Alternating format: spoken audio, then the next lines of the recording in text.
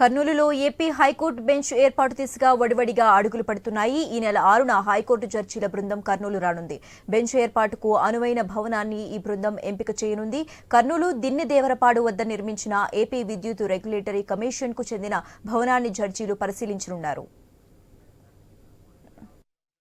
ఇక ఇదే అంశానికి సంబంధించి మోర్ అప్డేట్స్ మా ప్రతినిధి ధరణి కిషోర్ ఫోన్ ద్వారా అందిస్తారు. ధరణి కిషోర్. ఈ నెల 6వ తేదీన హైకోర్టు జడ్జీలు సంబంధించిన 6 జడ్జీల బృందం కర్నూలు దినదేవరపాడు వద్ద ఉన్నటువంటి హైకోర్టు భవనాలను పరిశీలించనున్నారు. దీనికి సంబంధించి నంద్యాలలో ఈరోజు న్యాయశాఖ మంత్రి ఎన్ఎండి ఫరూక్ మాట్లాడుతూ ఈ యొక్క అంశాన్ని తెలియజేశారు.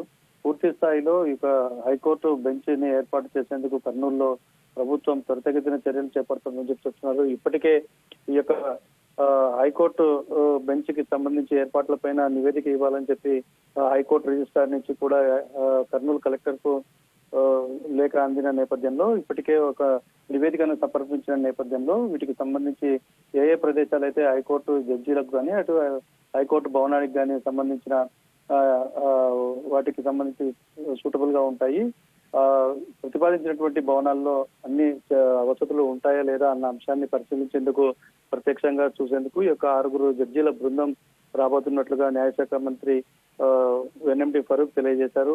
పూర్తి స్థాయిలో కూడా కర్నూలులో ఉన్నటువంటి ప్రభుత్వ ప్రైవేట్ భవనాలతో పాటు ఇతర స్థలాలను కూడా పరిశీలించి తుదిగా ఈ యొక్క అంశాన్ని నిర్ధారించుకున్న తర్వాత ఈ యొక్క ప్రక్రియ మొత్తాన్ని కూడా వేగవంతం చేస్తూ పూర్తి చేయాలన్న అంశంతో ఈ యొక్క ప్రభుత్వం చిత్తశుద్ధితో పనిచేస్తుందని చెప్పి న్యాయశాఖ మంత్రి ఫరూక్ తెలియజేసిన పరిస్థితి.